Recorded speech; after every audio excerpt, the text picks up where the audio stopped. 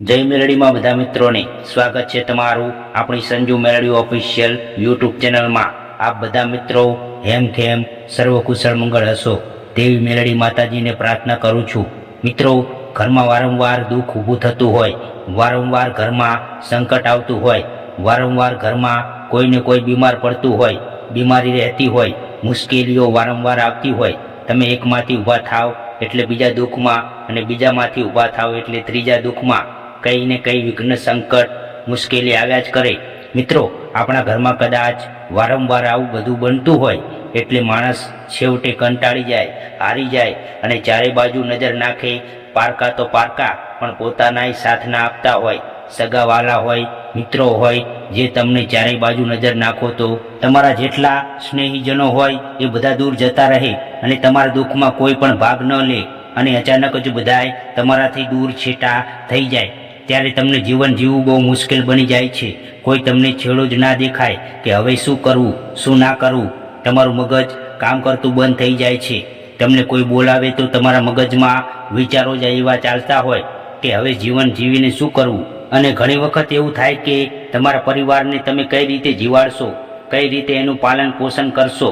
કદાચ આપણા સંતાનો આપણાથી નારાજ હોય, રીસાઈ ગયેલા હોય, માનતા ના હોય કે તમે આ કરો તો ના, પેલું કરો તો ના, પત્ની પણ ના માને, ભાઈ ના માને, કદાચ માતા પિતા પણ નારાજ હોય, ઘરમાં કુટુંબ નારાજ હોય, પરિવાર નારાજ હોય, કલેશ હોય, કંકાસ હોય, ઝઘડા હોય, ભાઈ ભાઈઓમાં, ભાઈ બહેનમાં, કાકા કુટુંબમાં, પરિવારમાં બધાના મન મોકળા થઈ ગયા હોય, સંકોચાઈ ગયા હોય, એકબીજાના મન બોલાવા ચલાવવામાં સંપ ના રહ્યો હોય તો ઠીક પણ સાથે બેઠવામાં પણ તમારા સંજોગ ન બનતા હોય।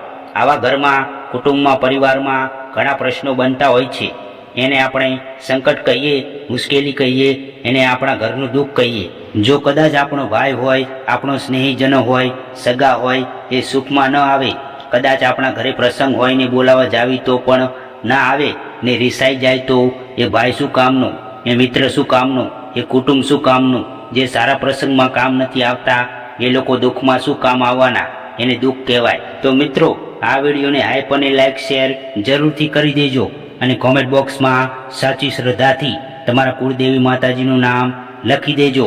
મિત્રો, તમે જીવનમાં સુખી થવા માંગતા હોય અને વારંવાર તમારા ઘરમાં વિઘ્નો આવતા હોય, વારંવાર ઘરમાં બીમારી થતી હોય, વારંવાર ઘરમાં કંઈ ને કંઈ ખોટું અણધારી વિઘ્ન આવતું હોય, તમે ના ધારો છતાં પણ ઘરમાં અચાનક દુઃખ આવી જાય તો તમારે શું કરવું જોઈએ?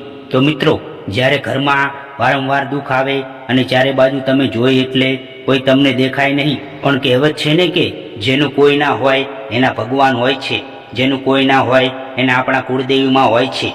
તો જ્યારે તમારા જીવનના બધા રસ્તાઓ બંધ થઈ જાય છે ત્યારે એક દરવાજો તો ભગવાન ખુલ્લો રાખે છે। એ સત્ય હકીકતની વાત છે કે જો તમે સારા કર્મો કરેલા હશે તો 100% તમને સફળ થવાનો માર્ગ સામેથી મળશે।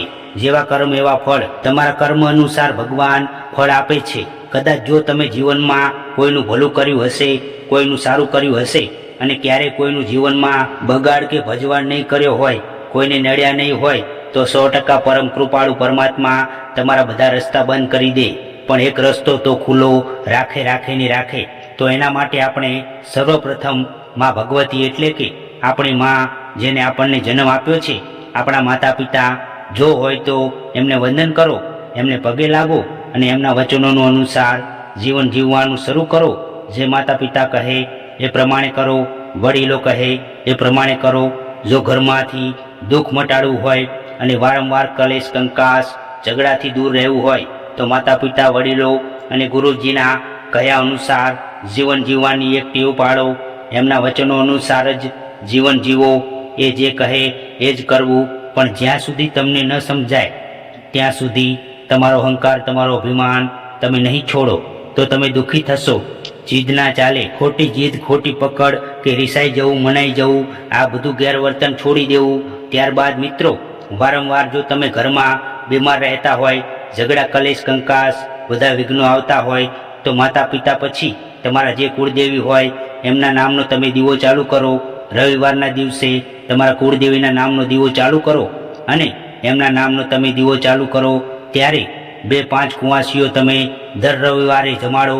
તમારા ઘરે ભોજન પ્રસાદ ગોઠવો કોઈ સાધુ સંતને જમાડો, કોઈ ઋષિ મુનિ હોય, કોઈ ભક્ત હોય, કોઈ ભિખારી હોય, ગમે તે હોય, પણ નાની નાની 5 બાળાઓ હોય એને તમે જમાડો અને એમને કદાચ કોઈ ફ્રૂટ છે, કોઈ કેળું છે, સફરજન છે, એમને દક્ષિણામાં ખવડાવો અથવા 5 રૂપિયા કે 10 રૂપિયા એમને હાથમાં આપો તો નાની બાળાઓ બહુ રાજી થાય છે.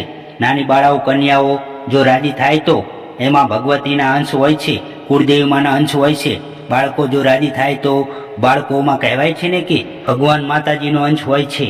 તો એ માતાજી રાજી થાય, એ કાર્ય થકી તમારા કુળદેવી રાજી થાય અને તમારા કોઈ પણ કાર્યમાં વિઘ્ન આવતું હોય તો એને અટકાવે, બીમારી હોય એને નાશ કરે અને તમારા ઘરમાં સુખ શાંતિ લાવે.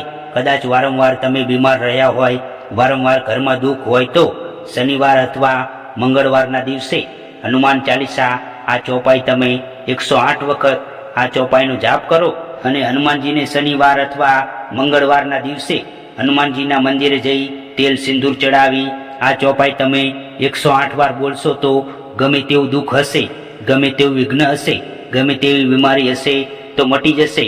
નાશે રોગ હરે સબ પીરા, જપત નિરંતર હનુમંત બીરા.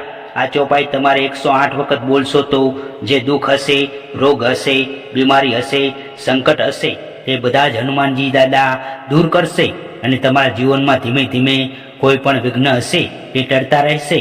કહેવાય છે ને કે દુઃખ ઘોડા વેગે આવે અને કીડી વેગે જાય.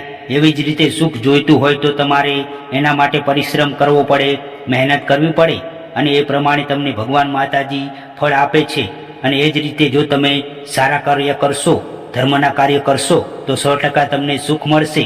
જ્યારે વારંવાર તમારા ઘરમાં કોઈ બીમારી રહેતી હોય અને એનો કોઈ અંત જ ના આવતો હોય, દુઃખ જ રહેતું હોય તો તમે તમારા કુળદેવીના મઢે જાઓ, ત્યાં તમે સંકલ્પ કરો, એમના નામનો દીવો પ્રગટાવો.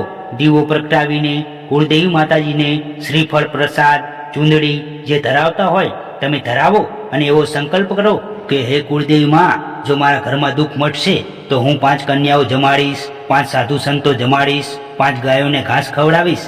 તમારી યથાશક્તિ જે હોય એ પ્રમાણે તમે એક સંકલ્પ કરો અને કોઈ પણ ખોટા વ્યસન હોય કે ખોટા માર્ગે હોય તો એને તરત જ છોડી દો. ઘરમાં કોઈ પણ પ્રકારનું વ્યસન કે ખોટા પ્રકારના માર્ગો કે આપણે કે આપણા બાળકો કે આપણા ફેમિલીમાં કોઈ પણ મેમ્બર હોય એ ખોટા રસ્તે ન હોય તો 100% કુળદેવી માતાજી તમારું બાવડું ઝાલશે અને તમને ગમે તેવા દુઃખના દરિયામાંથી બહાર કાઢશે. પણ વિશ્વાસ, ભરોસો, શ્રદ્ધા એક જ માં કુળદેવી પર હોવી જોઈએ. તમે જેને માનતા હોય એના ઉપર તમારે શ્રદ્ધા હોવી જોઈએ.